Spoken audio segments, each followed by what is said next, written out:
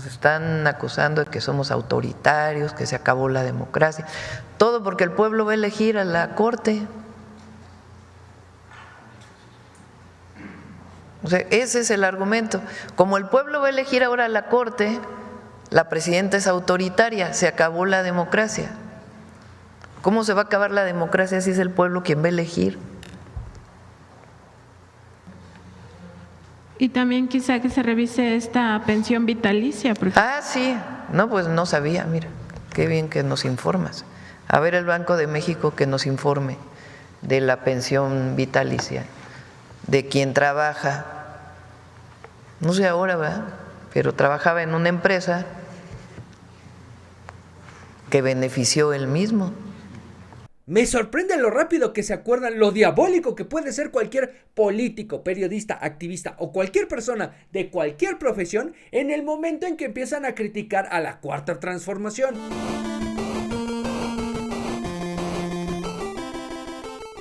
Bienvenidos a un nuevo episodio de Maldita Sea con a mí me dicen Muñe. Muchísimas gracias por estar aquí. Gracias por acompañarme en una nueva oportunidad. Es más, este es el segundo piso de las nuevas oportunidades para estar bien encabronado, para estar bien enmuinado, para jalarte los shorts del calor que está haciendo, para golpear la pared y sentirte más enojado por lo estúpido que fuiste al golpear una pared. Maldita sea, Gonzalo, tus hijos te están viendo. Gracias. Sí han hecho eso de golpear una pared, o sea, sí han cometido la estupidez de estar tan enojado como golpear una pared. Vaya que hay que ser muy estúpido para llegar a ese nivel, como si algo fuera a solucionar eso, ¿no? Es catarsis de estúpidos. Y sabe que yo sé lo que están pensando, están diciendo, a ver, este baboso ya se está dando permisos de dar contenido gratuito, mi contenido exclusivo como militante. A ver, primero, este tema está muy jugoso, muy rico, muy sabroso y teníamos que discutirlo. Quería compartirlo con todos ustedes, los suscriptores de este canal. Segundo, hay varios temas que se nos ha estado juntando y que voy a estar sacando episodios de Maldita Sea durante los siguientes días para ir resolviendo esos temas que se nos han ido, que están en el tintero, pero que se nos han ido. Porque tenemos que hablar de Televisa Leaks, que está muy relacionado a lo de la ley censura, muy relacionado. Este vínculo del poder con los medios hegemónicos, un vínculo que nomás no se puede romper. Sea quien sea que llegue al poder, los medios buscan la manera de tener la simpatía del poder, del régimen. Sea el que sea de la Cuarta Transformación, sea del PAN, sea del PRI, sea del viejo PRI. Como sea, los medios se acomodan a los intereses del régimen, a las simpatías del poder, ¿no? Hacer la reverencia al nuevo gobernante, al nuevo rey. De eso se trata básicamente Televisa Leaks. Luego, tenemos que hablar del conflicto interno de Morena. Claro que es un pedote lo que está sucediendo dentro de Morena, porque López Obrador dejó a personas con muchísimo poder y ese poder se está reacomodando en fuerzas que están golpeando unas con otras y todo se está acomodando bajo su propio peso a tal grado que ya tuvieron que llamar a un Consejo Nacional del partido porque muchos estaban enojados antes del Consejo y están más enojados después del Consejo.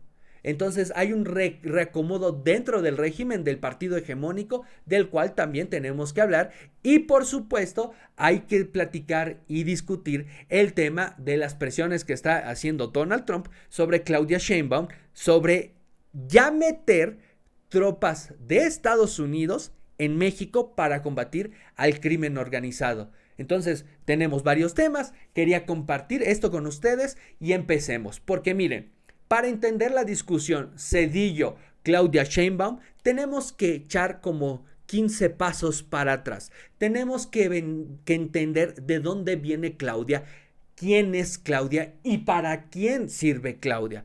Primero, antes de que Claudia retomara las palabras de Ernesto Zedillo, Sheinbaum había tenido una semana bastante complicada porque se le había acusado de autoritaria, de querer censurar a los medios de comunicación y querer coartar la libertad de expresión. Y todo esto con argumentos, porque fue ella, güey, ella, la que mandó una propuesta de reforma a la ley de telecomunicaciones con su nombre, con su nombre. En esta ley, la esencia es entregarle el control de la regulación de los medios a una sola agencia. Una agencia controlada por Pepe Merino, el cual iba a tomar decisiones unilaterales para poder regular medios de comunicación y plataformas digitales. Y no es solamente que se vayan a regular a los medios de comunicación, porque eso es algo que se hace en todo el mundo. Es que a esta agencia se le entrega el superpoder de bloquear plataformas si así lo cree conveniente. Si lo cree conveniente por cuestión de seguridad nacional o por cuestión fiscal. Pero de manera unilateral, Pepe Merino puede tomar la decisión de bloquear cualquier plataforma que se le ocurra e inclusive quitarle la concesión a cualquiera que tenga una televisión o una radiodifusora. Y todo esto, insisto, de manera unilateral, porque no tiene que recurrir a un juez, no tiene que presentar evidencias, es más, ni siquiera tiene que presentar una explicación detallada del por qué está haciendo esto. Entonces, esta reforma, esta propuesta para cambiar la ley de telecomunicaciones genera un escándalo en las redes sociales, lo cual es innecesario para la Cuarta Transformación, para Morena. Es completamente dañino porque justamente desde las redes sociales es donde este movimiento construyó su fuerza, construyó su vínculo. Tanto así que si ustedes lo ven en YouTube, la mayoría de los contenidos políticos es propaganda a favor del gobierno. Somos unos cuantos los que creamos contenido con crítica al gobierno de Claudia Sheinbaum o de López Obrador. Pero lo que abunda son estos mercenarios que saben que es muy redituable hablar bien del gobierno, que van a generar muchísimos favores a su persona si hacen este tipo de contenido. Un ejemplo de ello, la madre, Cayo de Hacha. Cayo de Hacha hablaba bien de Peña Nieto cuando estaba Peña Nieto. Entró López Obrador y hay que hablar bien de López Obrador. Entra Claudia Sheinbaum y hay que hablar bien de Claudia Sheinbaum porque es otro mercenario que sabe vivir muy bien de rendirse ante el poder. Es muy dañino que a estas alturas Claudia lance una propuesta que amenace a todas esas plataformas que en su momento le dieron muchísima fuerza a la voz de alguien que no tenía el respaldo de los medios, que era López Obrador. Y amenazar esas plataformas no es solo amenazar a Loret de Mola, a Broso, a Adela Micha, a la Raki, a mí, pongan ustedes los ejemplos que quieran. Es amenazar a todo aquel que vive en las redes sociales, a todo aquel que genera contenido en las redes sociales. E inclusive no es solamente atacar a los que hablan en contra o hablan en favor, es atacar a todo un círculo de personas, que es la gran mayoría, que no consumen política, que no hablan de política, que no les interesa participar en la política. Y activar ese sector en tu contra es muy peligroso. Muy, muy peligroso porque estás activando una fuerza electoral que no quieres su antipatía. Gente que, le vale ver la política y ahí te gusta porque los que te sirven electoralmente están activos, están ahí, están funcionando. Si tú activas esto en tu contra, todo este ecosistema de personas que no están ni a favor ni en contra tuya, te puedes meter en un problema. Entonces por eso inmediatamente Claudia reacciona, quiten el artículo del 109, vamos a mantener la esencia, pero sí lo vamos a discutir, hay que platicarlo, aguántenme tantito en Cámara de Senadores, todavía no lo aprueben, pero el golpe a la imagen se queda. Entonces hay una cuestión en este momento. Claudia proviene de un movimiento que se llama el movimiento del desquite. Morena nace del coraje. Morena recibe toda su fuerza y todo ese empuje de todas esas personas que con justa razón estaban enojados con los gobiernos anteriores. López Obrador inteligentemente fue reclutando a toda esa gente que estaba enojada con el sexenio de Enrique Peña Nieto, con el de Calderón, con el de Fox, con el de Zedillo, con el de Salinas y hasta los que alcance, cabrón. los que estén enojados con los presidentes anteriores. Y tienen razones para estar enojados. Pero también López Obrador vende este discurso que es aliviador, que es: no estás mal. Si todo lo que te ha pasado no te ha ayudado, no te ha beneficiado, es porque desde arriba te quisieron chingar. Y es un discurso que muchísimas personas buscan y simpatizan con él porque te exime de muchísimas responsabilidades de acciones que tú tomaste, de decisiones que tú tomaste. Entonces, López Obrador recurre a todas esas personas, a todos esos votantes que quieren el desquite.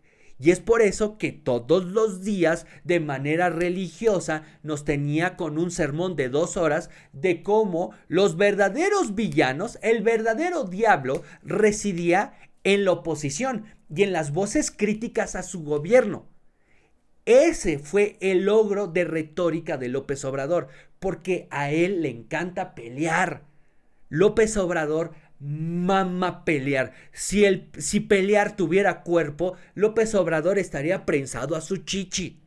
Es más, López Obrador adoraba tanto pelear que a veces no medía su fuerza y entonces se hacía daño a sí mismo en una cuestión de perjudicar al otro. Cuando se calienta el tema de la casa de su hijo, de su casa en Houston, López Obrador lo lleva a tal grado que se mete al SAT, busca las facturas de Loret de Mola y las proyecta en una mañanera. Porque López Obrador, así como sabe pelear, también no sabe ponerle freno.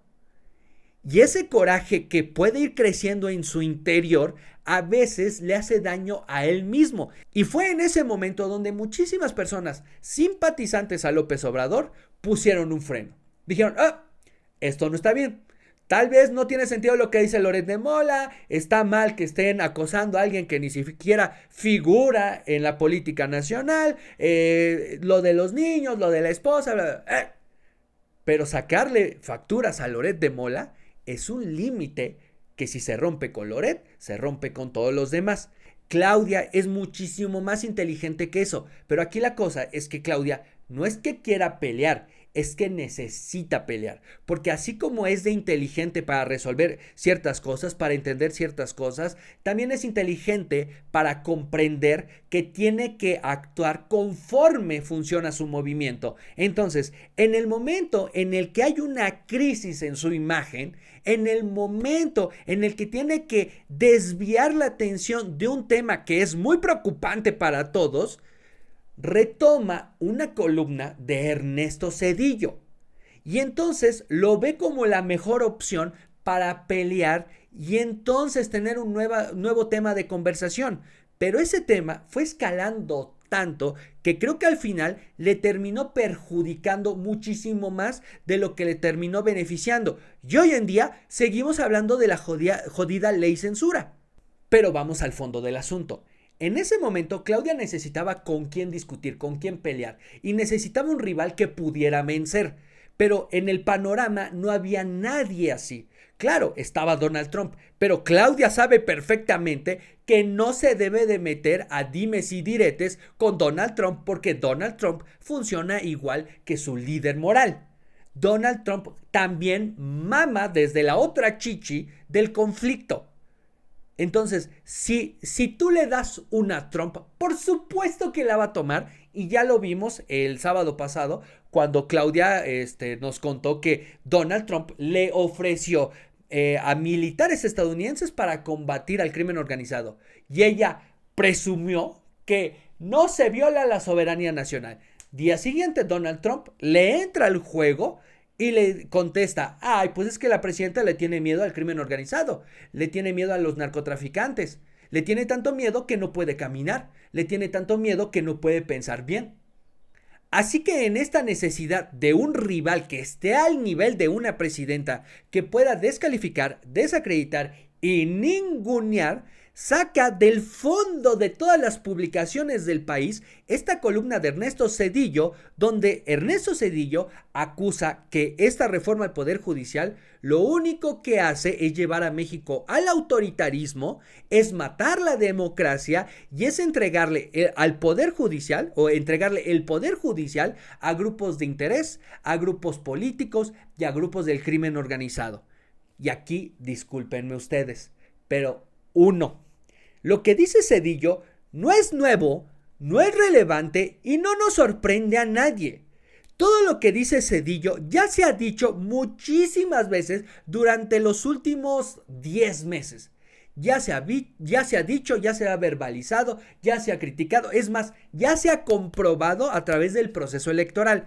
Claro, le da mucha legitimidad que Zedillo lo diga. Muchísima, güey, porque lo está diciendo un expresidente, porque está tomando su capital político, poquito o mucho que tenga, para criticar una acción actual del gobierno que estamos viviendo en este momento.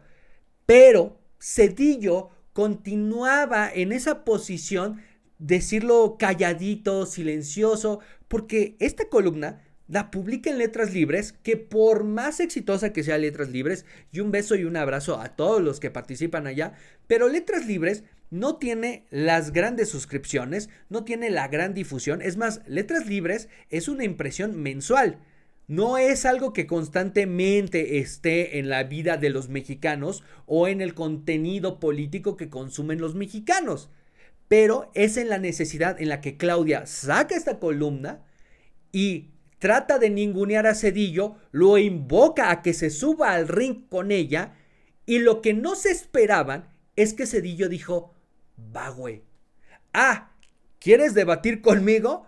Órale cabrón. Pero aquí la cosa es que Zedillo no es ningún pendejo. Así como yo puedo reconocer que Claudia Sheinbaum es muy inteligente, tenemos que reconocer que Ernesto Zedillo tampoco es un pendejo. Y Ernesto Zedillo, cuando se le invocó al ring, lo supo hacer de la mejor manera. Es decir, no voy a pelear contigo, Claudia. Voy a pelear con la pata más chueca de la Cuarta Transformación. Con la pata que va arrastrando el cuerpo. Con la pata que va convulsionándose mientras el cuerpo duerme. Que es el legado de Andrés Manuel. Porque miren, el legado de Andrés Manuel se menciona, se presume, pero nunca se revisa. Algunos planteamientos que ha hecho el expresidente Ernesto Zedillo, que le lanzó a usted el reto de nombrar a un auditor internacional independiente para que audite las obras como Dos Bocas, el Tren Maya y el aeropuerto de Texcoco. Entonces, en este sentido, ¿usted qué le respondería al expresidente? No se necesita. Pero además, ¿cómo lo puedes comparar? O sea, estás hablando del tren. Lo que pasa es que a ellos no les gusta.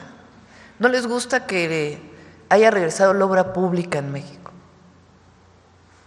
No les gusta que estemos construyendo tantas carreteras con recursos públicos, porque ellos creen que todo debería ser privado, que las carreteras deberían concesionarse todas. Bueno, a eso se dedicaron. Y luego concesionaron todo y también él rescató las carreteras. ¿Con qué? Con recursos públicos. Entonces ellos no están de acuerdo en que haya un Tren Maya. Dicen que son obras suntuosas, que no sirven para nada, que… Bueno, la atracción del turismo por el Tren Maya en el sureste de México es impresionante. El Tren Maya va lleno. No están de acuerdo con la obra pública. Entonces, esas obras ahí están. Son buenas para todo el país. Pero no sería necesario auditarlas. ¿No sería necesario auditarlas? Lo hace la Auditoría Superior de la Federación. Un auditor internacional independiente. ¿Para qué? Si lo hace la Auditoría Superior de la Federación. ¿Qué otras obras? Las que quieran que se auditen por parte de la auditoría. ¿Para qué quiere una auditoría independiente? Lo que pasa es que él no está de acuerdo en esas obras y tiene todo el derecho de no estar de acuerdo. Nada más que ya representa como el 20% de la población en México, porque el 80% está de acuerdo con nosotros. En mi perspectiva, Ernesto Zedillo lee perfectamente para qué lo quieren utilizar, pero él aprovecha esa situación para utilizar el megáfono que le acaba de entregar Claudia Sheinbaum y hacer que su voz se escuche más lejos, se escuche más fuerte. Así que cuando lo suben al ring, cada golpe le sirve para seguir insistiendo en la falta de revisión a las obras de Andrés Manuel y cómo la elección al Poder Judicial es autoritaria y va a matar la democracia. No importa el golpe que le den, él va a seguir insistiendo en el tema hasta que llegue el punto en el que la propia Claudia y la Cuarta Transformación demuestran su punto. Demuestran que sí pueden llegar a ser autoritarios. Y es en el momento en el que Zedillo se le planta a Claudia y no se dobla, no importa el golpe que le suelten, cuando a Claudia se le ocurre, ay, pues ¿saben qué? Vamos a ir revisando esta pensión que recibe el expresidente por parte del Banco de México. Ah, chinga, pues ¿con qué derecho? Ni que hubiera trabajado ahí, porque sí trabajó ahí el señor. Entonces, por ley, Zedillo tiene una pensión vitalicia por parte del Banco de México. Y más allá de si esa pensión es buena o no es buena, si es justa o injusta, aquí el caso es que a Claudia Sheinbaum esa pensión no le podía valer más verga hace 10 días, pero como el señor nomás no se doblaba y necesitaba de verdad ningunearlo y que empezara a defenderse, entonces es ahí cuando muestran su cara autoritaria. Y después, ¿saben qué? Les vamos a traer este video para que vean lo autoritario que fue el sexenio de Zedillo. Un video de supuestos. Un video que se trata de señalar a Zedillo de cuestiones que pasaron de manera local. Es como decir que la desaparición de los 43 estudiantes la provocó Enrique Peña Nieto. Enrique Peña Nieto fue cómplice de no dar con los responsables totalmente, pero acusar a Peña Nieto de ser responsable directo de lo que le pasó a los estudiantes es otro nivel. Eso es como acusar a López Obrador de lo que le pasó a los migrantes que encerraron en una estación migratoria y no los dejaron salir porque los tenían presos y murieron quemados. No, o sea, ese es el nivel de señalamiento que presenta este video. Bueno, y como Claudia no puede controlar todas las fuerzas que viven dentro de la Cuarta Transformación, aparece un personaje que dentro de Morena no lo quieren. Dentro del obradorismo no lo quieren y no lo tragan. No hay nadie del régimen que le encuentre valor a este personaje, pero este personaje sabe que la única forma de acceder al poder es a través del régimen. Y es esta persona la que está buscando de una u otra manera llegar a ser ministro de la Suprema Corte. Y esa persona es César Gutiérrez Priego. Pero este señor, a sabiendas de que nadie en el poder lo valora, porque no hay nada que les pueda ofrecer. Es más, si César Gutiérrez Priego llegara con Adán Augusto a ofrecerle su lealtad como ministro, no le sirve de nada porque es un personaje despreciable por el historial de su papá y porque Adán Augusto ya tiene entre sus leales a Lenia Batres, a Yasmín Esquivel, a Loretta Ortiz y seguramente ya tienen perfilados a muchos otros más. Y este personaje no lo quieren por el historial, por donde viene, porque es hijo del general Gutiérrez Rebollo, señalado por tener vínculos con el cártel de Juárez, con el narcotráfico en general y tener complicidades para que estos criminales pudieran operar impunemente en México. Gutiérrez Priego, su hijo, asegura que todas esas acusaciones ninguna procedió, pero que igual quedó el estigma. Entonces, de cualquier manera, este perfil no te sirve porque ha sido muy vocal de todas las cosas horribles que hizo su papá. Es más, si quieren una referencia de quién es Gutiérrez Rebollo, es un personaje que entra en la última temporada de Narcos, que es este general que no le importaba torturar, no le importaba pasar por encima de la ley, no le importaba violar los derechos humanos. Era un general demasiado cruel y por decirlo, abusivo, ¿no? Abusivo de la ley y de la integridad humana. Entonces, no es un perfil muy atractivo para la 4T, pero es un perfil que insiste entrar en el poder. y como nadie en la cúpula lo recibe, él busca asilo en los voceros. Él busca la proyección a través de todos estos propagandistas del gobierno que justamente lo que quieren son amigos con poder. Entonces, cuando llega la salamería de es que mi amigo Vicente Serrano, mi amigo Manuel Pedrero, mi amigo Poncho Gutiérrez, ustedes son increíbles, ustedes son la voz del pueblo, estos personajes al mismo tiempo lo han ido proyectando y perfilando como un perfil óptimo para ser ministro de la Suprema Corte. Y es algo que está registrado, es algo que hemos visto. Hay una propaganda constante para señalar a Gutiérrez Priego como el candidato ideal para llegar a la Suprema Corte de Justicia de la Nación, muy en contra de lo que puedan llegar a querer en Morena. Pero es justamente el empuje que tiene este señor y la hambre que tiene de poder, que cuando ve que es la semana de golpetear a Zedillo, dice: claro, yo tengo estos cassettes donde supuestamente mi papá descubrió que la esposa de Zedillo estaba hablando con el líder del cártel de Colima. Venga tu madre. Ay, cabrón. Manuel Pedrero, este youtuber muy pro 4T, se presenta en la mañanera y con la arrogancia que lo caracteriza, sacude el cassette frente a la presidenta y: presidenta, aquí tengo la evidencia, estos audios que vinculan a la esposa del expresidente Zedillo con el líder del cártel de Colima, y estos audios los vamos a difundir y ojalá se investigue y para que veamos el vínculo y que existía un narcopresidente en el sexenio de Zedillo. Y la propia Claudia es: no, pues, pues ya lo dijiste tú, güey, ya lo dijiste tú y pues que se investigue. Que se investigue. Güey, le da la misma vuelta que se le da a periodistas críticos de denuncias claras y concisas de algo que está pasando en cualquier otro estado. ¿Qué opina de que este doctor en economía de Yale haya liderado, entre otras cosas, a sabiendas de que su familia, su esposa, su suegro, sus cuñados estuvieran involucrados con el cártel de Colima y sobre todo en la documentación oficial de un narcogobierno y de un narcopresidente? Presidenta. Pues ya lo dijiste tú, no se necesita. Pero valdría la pena mucho una más respuesta de la pues presidenta. Tiene que investigarse todo esto que se hizo público ahora. Claudia le da la vuelta porque lo que ahí se acusa es tan incongruente y tan sin sentido que nadie en Morena se trepó a eso, cabrón. ¿Cómo estará el nivel que Vicente Serrano dijo: no, ¿los quieres difundir? Ahí está Manuel, güey. No, y con todo respeto, y Manuel Pedrero es un gran periodista, que los revele él, güey.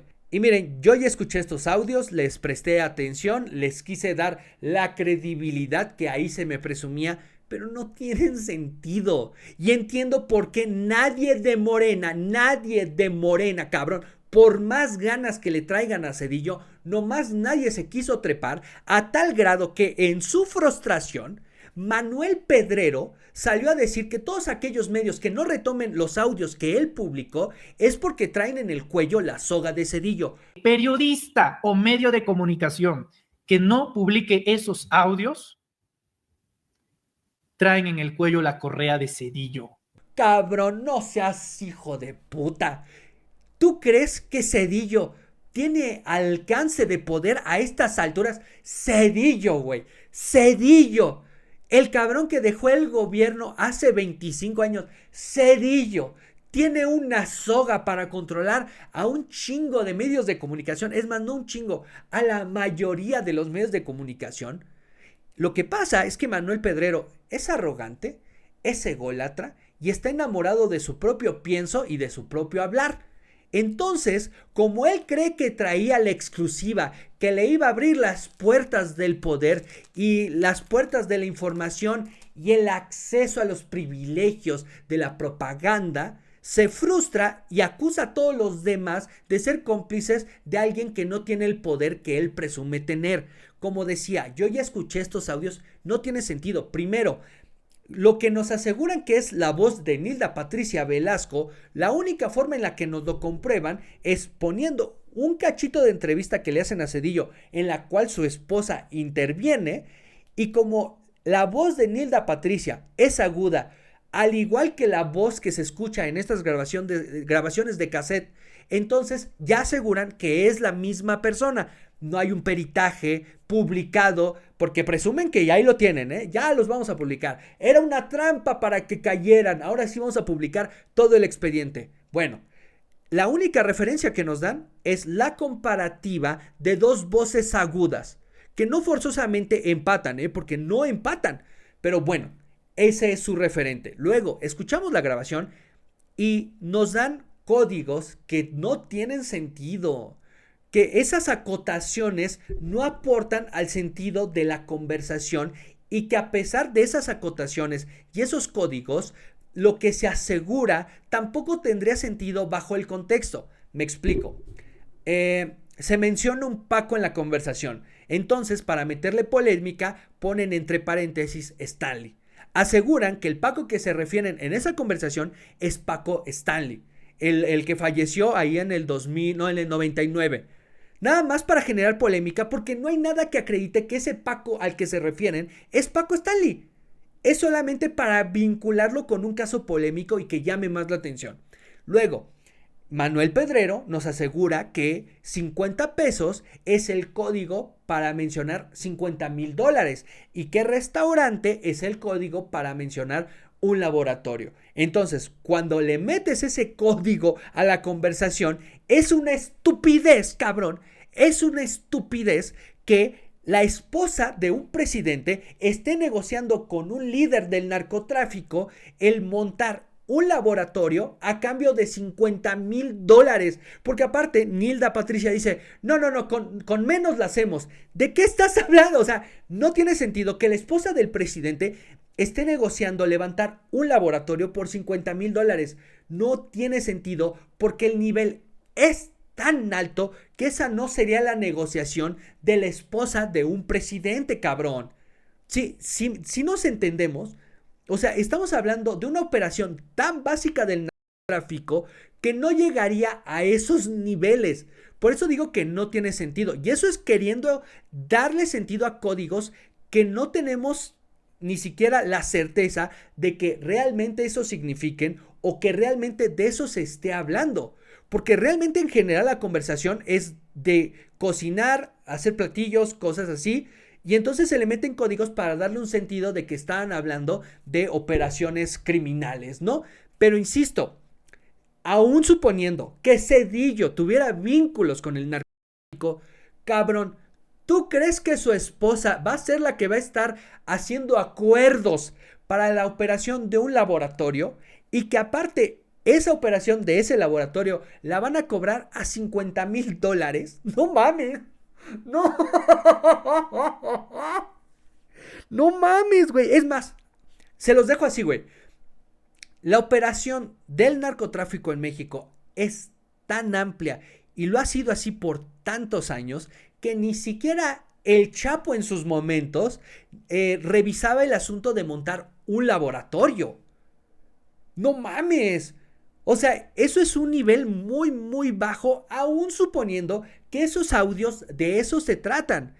Pero entonces, estos audios no tienen legitimidad y lo único que hacen es ruido. Lo único que hacen es golpeteo y fortalecen el discurso de Zedillo de que todo este movimiento es autoritario, porque estas fuerzas que quieren quedar bien con la 4T hacen un golpeteo que no les sirve a la retórica de la 4T de que están a favor de la libertad de expresión y de la confrontación, de disentir.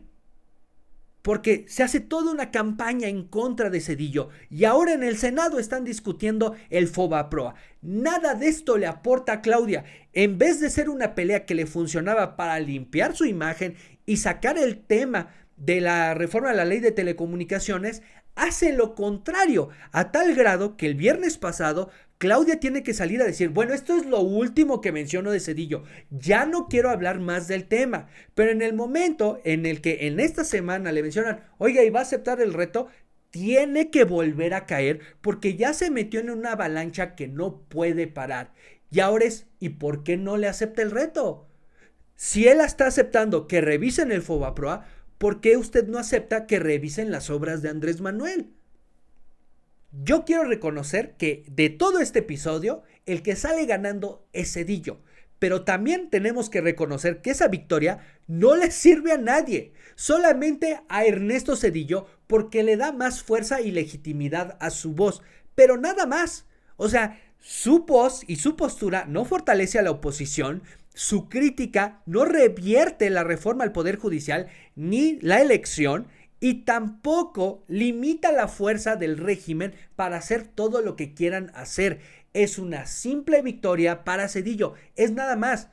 Es una posición en la que Claudia quería pelear y salió perdiendo. Es eso y no trasciende a más. Pero lo que sí le reconozco a Zedillo es que en el momento en el que lo subieron al ring, el señor se hizo responsable de su sexenio. Lo defendió bien o mal, pero lo defendió porque era su sexenio y se hizo responsable de las decisiones que tomó en un momento muy complicado como fue la crisis de 1994. Y haber tomado la decisión de poner la cara y entregar el poquito capital político que tenía para la ejecución del rescate bancario requiere de muchísima responsabilidad. ¿Qué se hubiera dicho de Zedillo si el cabrón en mera crisis sacaba pañuelito blanco y detente, así como él lo mencionaba? ¿Qué se hubiera dicho de Ernesto Zedillo si él se hubiera esperado a que fuera la propia gente la que se sacara de la crisis? ¿Cuál legado hubiera dejado? Y miren, no sé qué opinen ustedes, no sé cuál sea su posición respecto a Ernesto Zedillo, pero lo que yo sí creo es que este señor fue pieza clave para quitarle el poder al PRI. Este señor participó en la creación del IFE, del Instituto Federal Electoral, un órgano autónomo que iba a organizar las elecciones sin que participara gobernación, sin que participara el poder. Y a pesar de que llegara otro presidente priista, eso no iba a quedar en sus manos. Y todo se creó dialogando con la oposición. También lo acusan de la reforma al Poder Judicial que se hizo en su sexenio, pero a diferencia de la reforma al Poder Judicial que hizo López Obrador para entregarle el Poder Judicial a quien tuviera la maquinaria electoral, lo que hizo Zedillo fue independizar a la Suprema Corte y rebanar grasa, güey. Porque la Suprema Corte constaba de 26 ministros, güey. 26 ministros de la Suprema Corte. Si ustedes creen que nos salían caro 11, imagínense lo caro que nos salían 26. Bueno, Zedillo hace esta reforma para sacar a los 26, cabrón, y que ahora la elección de los ministros sea a través del consenso, de un voto entre todos los senadores, un voto mayoritario para que llegaran ahí. Aparte, le quita la posibilidad a esos mismos ministros de poder elegir jueces y se crea el Consejo de la Judicatura para que a través de un proceso de selección y profesionalización lleguen los mejores jueces o los mejores magistrados. Ahora, ¿eso resultó como lo esperaban? No, pero tenía la mejor de las intenciones. El Fobaproa es otra historia que está respaldada por la ley. ¿Salió como tenía que salir? No, salieron beneficiados muchísimos millonarios totalmente y sin duda muchísimas personas terminaron afectadas en lo individual, pero aquí lo que era importante era rescatar el sistema financiero mexicano y la única manera de hacerlo era respaldando los ahorros de los cuentavientes en México.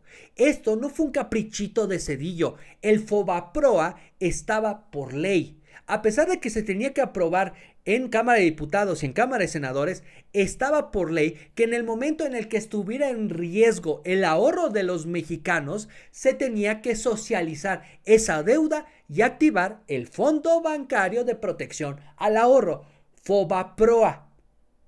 Claro, se creó un caldo de cultivo para que entráramos en esa crisis. Primero, había un déficit comercial impresionante del 7%. Es decir, México compraba 7% más cosas de las que vendía al exterior. Luego entró, una vez que se privatizan los bancos, que se empieza a entregar bancos, se le entrega a muchos empresarios que tenían de experiencia como banqueros 3 minutos. Entonces estos empresarios, nuevos banqueros, empiezan a soltar muchísimos préstamos pensando que eso se iba a volver activos y que con los intereses que iban a estar cobrando iban a recuperar la inversión de ese nuevo banco. Ese dinero nunca regresó y lo que se entregó fue el dinero de los cuentavientes que tenían su lana ahí ahorrada. Luego, estamos en la entrada de un tratado de libre comercio. Eso quiere decir que hay más cosas que comprar, pero no había más dinero para hacerlo. Entonces las personas se vieron en la necesidad y en el gusto de contratar muchísimos créditos que en muchos casos no se pagaron. Insisto en el tema, claro que se socializó deuda privada, pero no era deuda privada de los banqueros totalmente, era deuda privada de grandes empresarios a personas que querían su cochecito. Muchísimas personas adquirieron préstamos que después no pudieron pagar, ya sea porque no querían o porque la devaluación del peso se los impidió. Ya la tasa de interés aumentó al 100%, entonces era impagable. Algo que le pasó a Estados Unidos en el 2008, cuando entran en esta crisis inmobiliaria, en donde se crea una burbuja financiera de dinero que nunca estuvo ahí. Un gran ejemplo está en la película Big Short, y ahí te lo explican perfectamente, el cómo una casa se vendió originalmente a una persona en $1 millón. Después esa persona se lo vende a una segunda en $1,5 millones. Luego esa segunda persona se lo vende a una tercera persona en $2.2 millones. Entonces ya son 3 créditos por una misma casa, y con que 2 de esos créditos no se paguen, se jodió todo el asunto. Algo así le pasó a México, pero con muchas variantes al mismo tiempo, como por ejemplo que se invirtió dinero en México, pero no mucho, y en el momento en el que se vieron crisis como el EZLN o el asesinato de un candidato presidencial, empezaron a retirar su lana, empezaron a retirar su inversión que estaba calculada a la hora de dar préstamos, a la hora de invertir, a la hora de ofrecer oportunidades de desarrollo a ciertas empresas. Entonces la lana empezó a desaparecer de los bancos, que era el sistema financiero, y pues tenía que entrar el gobierno para rescatarnos de nosotros mismos. Bueno, nosotros mismos no es porque yo tenía 3 años, 4 ya para ese entonces yo ya tenía 4 años, pero había que activarlo y ya ni siquiera era una decisión de Zedillo. Zedillo tenía que ponerle cara a eso. Pero por supuesto que hubo casos de corrupción, por supuesto que no se ejecutó de la mejor manera, por supuesto que hubo muchos beneficiados que salieron muy bien parados de esa crisis económica, y lo peor de todo es que muchos de ellos están muy bien parados dentro de Morena. Aquí lo que yo le reconozco a Zedillo es lo que ya había mencionado. El señor se hace responsable de su sexenio, pero también señala un punto muy importante. Esa crítica y esa inquisición que se hace desde la Cuarta Transformación para cualquiera que sea crítico hacia ellos, no son capaces de hacerlo con López Obrador. Y es por eso que Zedillo sale ganando. Desgraciadamente, esa victoria no significa nada para nadie más que no sea el expresidente. Muchas gracias y nos estamos viendo los siguientes días porque hay mucho de qué hablar.